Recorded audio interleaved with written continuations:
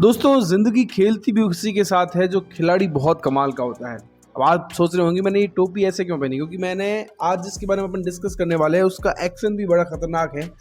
तो आज मैं आपको स्टोरी सुनाने वाला हूँ जसप्रीत बुमराह की। जस्सी भाई जैसा कोई नहीं है, सिराज की वो आपको कहानी याद होगी।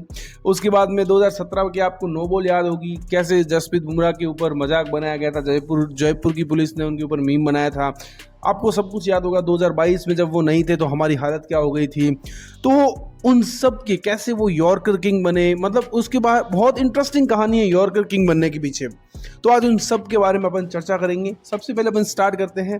देखो, जसप्रीत बुमराह का जन्म जो है वो अहमदाबाद में हुआ था दिसंबर में 6 दिसंबर 1993 को। अब पापा जो है वो पहले दादाजी बिजनेसमैन थे, उसके बाद में उन्होंने फैक्ट्री वगैरह बेच दी थी, वो एक अलग कहानी है। उसके बाद में क्या होता है, 5 साल की एज जब होती है तो बुमराह जो है उसके पिताजी चल बसते हैं, उनका निधन हो जाता है। माँ उनकी टीचर थी, तो ये थोड़ा सा ऐसी कंडीशन आ चुकी थी कि उनकी जो घर की हालत थी वो बहुत ज़्यादा ख़राब हो चुकी थी। लेकिन ठीक है, तो 5 साल की उम्र में उनके पिताजी के देहांत के बाद क्या होता है, उनकी माँ और उनके ऊपर मतलब एक यूँ दुखों का पहाड़ टूट पड़ता है। अब कैसे घर चलाना है, ये सब कुछ उनकी माँ जो थी वो दलजीत बुमराह जो थी उनके ऊपर बहुत बड़ी जिम्मेदारी आ जाती है। अब एक बार उनकी माँ जो है वो ये बताती है कि उनको एक बार नाइक का जूता पसंद आ जाता है, लेकिन जसप्रीत बुमराह की माँ इतनी वो पैसों की तंगी थी कि वो खरीद पाती नहीं है। तो जसप्रीत बुमराह के पास में ना तो टी शर्ट थी डेली की पहनने की, ना जूते थे, ना ट्राउज़र था। वो एक ही चीज़ को डेली मतलब टी शर्ट को धोते थे, उसी को पहनते थे, शूज़ को भी वो इसी तरीके से काम चलाते थे।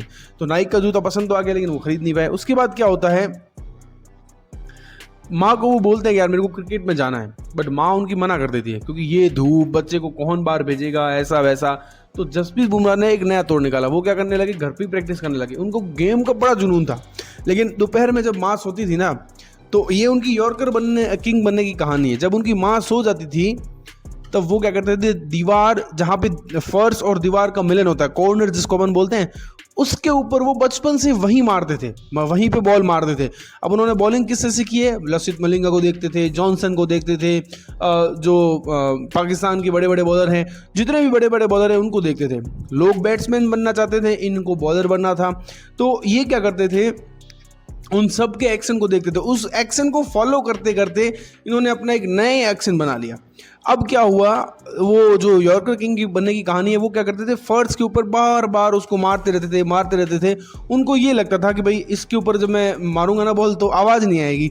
तो इस प्रैक्टिस से अनजाने में उनसे क्या होगा, वो यॉर्कर डालने की इतनी सटीक प्रैक्टिस हो गई कि अब हमने जब उनको देखा तो यार क्या यॉर्कर मारता है बंदा। तो ये चीज़ उनकी यॉर्कर बनने की कहानी आती है। उसके बाद क्या होता है, उनका जो एक्शन है ना वो बड़ा चर्चा में आता है। तो जब उन्होंने नया नया बॉलिंग स्टार्ट किया था तो उनको सब जने बोलते थे कि भाई नहीं यार, ये बॉलिंग एक्शन जल्दी से जल्दी चेंज कर दो, नहीं तो तुम बड़े बॉलर नहीं बन पाओगे, कतई नहीं बन पाओगे। अब ये चीज़ें बुमराह के मन में, जहन में सवाल तो डालती है कि भाई हाँ बड़े लोग बोल रहे तो हो सकता है सही हो। बट उनके एक स्कूल के कोच थे किशोर द्विवेदी, उन्होंने उनको बोला नहीं, अपने को कोई एक्शन चेंज नहीं करना, अपने को इसी के साथ जाना है और इसी में तुम बड़े बनोगे। इसीलिए आज हमको जसप्रीत बुमराह वो एक अच्छे एक्शन, जो उनका अलग एक्शन है उसके साथ दिखते हैं। अगर वो मान लेते बात तो हो सकता है आज हमको कोई बुमराह जो है वो शायद एक नॉर्मल बॉलर की तरह दिखते हैं, क्योंकि उनको वो एक्शन ही तो उनका खास बनाता है। बॉलर्स को वही तो प्रेडिक्ट नहीं हो पाता। अब उसके बाद क्या होता है, कोच ने, देखो कोच जिंदगी में कितना महत्वपूर्ण होता है, एक टीचर बहुत महत्वपूर्ण होता है। कोच ने उन्हें गुजरात क्रिकेट एसोसिएशन GCA के कैंप में भेजा। वहाँ उन्हें जो है वो थोड़े थोड़े मैचेस खेलने को मिले। 2013 में उन्हें ऐसे करते करते गुजरात की T20 मैच में खेलने का मौका मिल गया और उन्होंने वहाँ पे डेब्यू किया। अब उसके बाद क्या होता है, जब 2013 का सैयद मुश्ताक अली ट्रॉफी में भी ऐसे धीरे धीरे ग्रो करते उनको मौका मिलता है, तो वहाँ पे मुंबई की टीम, मतलब मुंबई की टीम का जो मैनेजमेंट है वो आए हुए थे। मुंबई इंडियंस के चीफ स्काउट जॉन व्राइट, जो इंडिया कोच भी रह चुके हैं, वो एक दिन कोई खिलाड़ियों को देखने आए थे। भाई सबको अपनी अपनी टीम के लिए खिलाड़ी चाहिए होते हैं, तो वो देखने आए थे। लेकिन उनकी नज़र पड़ती है एक लड़के के ऊपर जो एक खतरनाक एक्शन के साथ सटीक यॉर्कर मार रहा है, वो थे जसप्रीत बुमराह। उन्होंने हाथों हाथ मुंबई इंडियंस की जो मैनेजमेंट थे ऊपर लेवल की, उनको कॉल लगा कि भाई देखो हमें किसी भी हालत में ये जो बंदा है उसको टीम में लेना ही लेना है। तो मुंबई इंडियन ने उनको क्या किया, मुंबई इंडियन ने जसप्रीत बुमराह से कॉन्टैक्ट किया और बोले कि भाई क्या आप हमारी तरफ से IPL में खेलोगे। बुमराह ने हाँ भर दी। अब उनको जो है वो पहला कॉन्ट्रैक्ट लगभग 10 लाख के आसपास मिला था। 4 अप्रैल 2013 को बुमराह का आईपीएल डेब्यू होता है आरसीबी के खिलाफ, और उनका पता है बड़ा सबसे पहला विकेट कौन था? Virat run machine Kohli.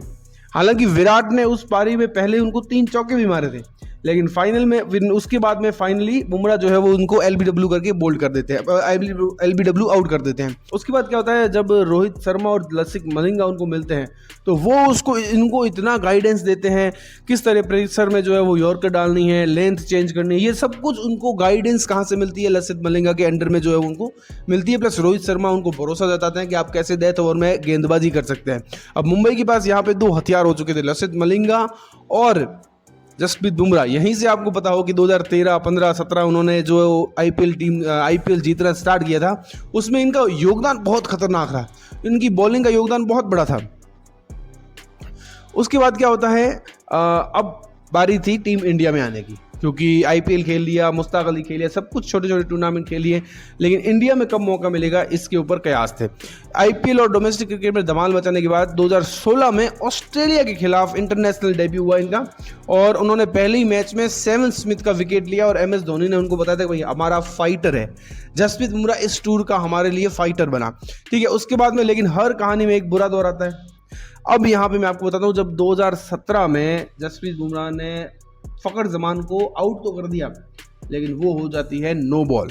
तो उस नो बॉल के चलते फ़खर जमान आउट नहीं होते, शतक बनाते हैं, और उसके बाद इंडिया जो मैच हार जाता है। आप सबने वो लाइव देखा होगा। आज भी जो बच्चे हैं 2000 से जो जन्मे हैं, उनका वो फेवरेट कह सकते हैं, एक क्या बोलते हैं, हार्ट ब्रेक था कि भाई जब हम पाकिस्तान से हार गए थे बहुत बड़े मार्जिन से, तो वहाँ पे जसप्रीत बुमराह के ऊपर इतनी आलोचनाएं हुई थी, इतना भला बुरा कहा गया था। उसके बाद में मुंबई जो अपनी जयपुर की पुलिस है, उन्होंने तो मीम बना दिया था, उनके होल्डिंग लगाए थे कि डोंट क्रॉस द लाइन, अगर आपको याद हो तो उस दौर की बात है। उसके बाद क्या होता है, सोशल मीडिया पे जो है वो बहुत तंज कसे जाते हैं। फिर फाइनली जसप्रीत बुमराह अपनी लाइन और लेंथ के ऊपर काम करते हैं, और वापसी अपनी जो है वो एक तगड़ी बॉलर के रूप में। हालांकि वो उस टाइम पर भी उसके ऊपर कोई उनका सानी नहीं था, कोई उनका जो तोड़ नहीं था, बट फिर भी वो और मेहनत करते हैं। उस दौरान आपको याद होगा जसप्रीत बुमराह को जो है वो लोग ये कहा करते थे कि यार ये तो नो बॉल बार बार फेंकता है, तो उन्होंने अपनी नो बॉल के ऊपर बहुत ज़्यादा काम किया। अगर आपको वो दौर याद है तो उनके ऊपर नो बॉल का टैग बहुत ज़्यादा लगा हुआ था। फिर उन्होंने अपनी नो बॉल के ऊपर काम किया। अब यहाँ पे उनको उसके बाद में उनको वनडे में भी डेब्यू मिलता है, वनडे में भी वो काम करते हैं। फिर बारी आ जाती है टेस्ट की। अब टेस्ट का ये सीन होता है कि लोग ये कहते हैं कि यार ये तो T20 का वनडे का बॉलर है, इनका एक्शन इतना है कि ये 5 दिन तक टेस्ट में बॉलिंग कर नहीं पाएंगे। लेकिन जसप्रीत बुमराह इतनी ज़्यादा मेहनत करते हैं, बहुत ज़्यादा हार्ड वर्क करते हैं, और फाइनली उनको जो है वो लगभग 18 के अंदर उनको टेस्ट में डेब्यू करवाया जाता है। टेस्ट में डेब्यू करवाने के बाद जब टीम ने उनके ऊपर भरोसा जताया तो पूरा खरा उतरते हैं जसप्रीत बुमराह अपने टीम मैनेजमेंट के ऊपर, भरोसे के ऊपर, और लगभग हर जगह, इंग्लैंड क्या, ऑस्ट्रेलिया क्या, साउथ अफ्रीका क्या, वेस्ट इंडीज़ क्या, न्यूजीलैंड क्या, लगभग हर जगह वो जाके 5-5 विकेट निकालते हैं, उसका 5 विकेट का हॉल निकालते हैं। उसके बाद में क्या होता है, एक और जो सबसे खूबसूरत पल आता है, जब आप हार्ड वर्क करते हैं ना, तब आपको जो फल है वो लगभग आपके करियर के एंड आते आते मिलता है। मतलब आपको एक पीक पर जाते हैं ना, उसके बाद आपको मिलता है। मतलब आपको बहुत ज़्यादा क्या बोलते हैं उसको, तपस्या करनी पड़ती है, हार्ड वर्क करना पड़ता है, आपको रिजल्ट नहीं मिलते, उसके बावजूद आपको हार्ड वर्क करते रहना चाहिए, तब आपको जाके रिजल्ट मिलता है। और फाइनली वो दौर आया जसप्रीत बुमराह के लिए 2024 का वर्ल्ड कप। अब इससे पहले 2022 के अंदर जसप्रीत बुमराह जो है वो वर्ल्ड कप के अंदर चोटिल हो चुके थे और उससे बाहर हो चुके थे, लेकिन उनके बाद उन्होंने वापस मेहनत जारी रखी और 2024 में कमबैक करते हुए साउथ अफ्रीका के खिलाफ जो स्पेल डाला था। हालांकि उससे पहले हमने एक तरफा मैचेस जीते, पाकिस्तान के खिलाफ आपको याद हो तो 119 रन हमने डिफेंड कर दिए। जसप्रीत बुमराह जैसा कोई नहीं है, उन्होंने उस वर्ल्ड कप के अंदर बहुत वो सबूत दिए अपने खास होने के। फिर क्या होता है, जसप्रीत बुमराह का जो असली परीक्षा आती है वो आती है साउथ अफ्रीका के खिलाफ फाइनल में। क्यों? क्योंकि वो जो अपना लक्ष्य था वो कहीं ना कहीं ऐसा लग रहा था अधूरा रह चुका था। लेकिन स्टार्ट में जसप्रीत बुमराह स्टार्ट से बीच में मिडिल में विकेट दिलाते हैं, बॉलिंग इकोनॉमी के साथ करते हैं और फाइनली एक अहम भूमिका निभाते हैं 2024 की T20 वर्ल्ड कप में जितवाने के लिए। तो इस तरीके से जब अपन ये देखते हैं कि भाई इतनी स्ट्रगल भरी कहानी और हम क्या करते हैं, हमारे साथ 2-3 बार कुछ बुरा हो जाए हम तो बस क्विट कर देते हैं। जसप्रीत बुमराह की इस कहानी से हमें ये सीखना चाहिए कि भाई कैसी भी मुश्किलें आ जाए हार नहीं माननी, तब जाके हम बड़े बनते हैं।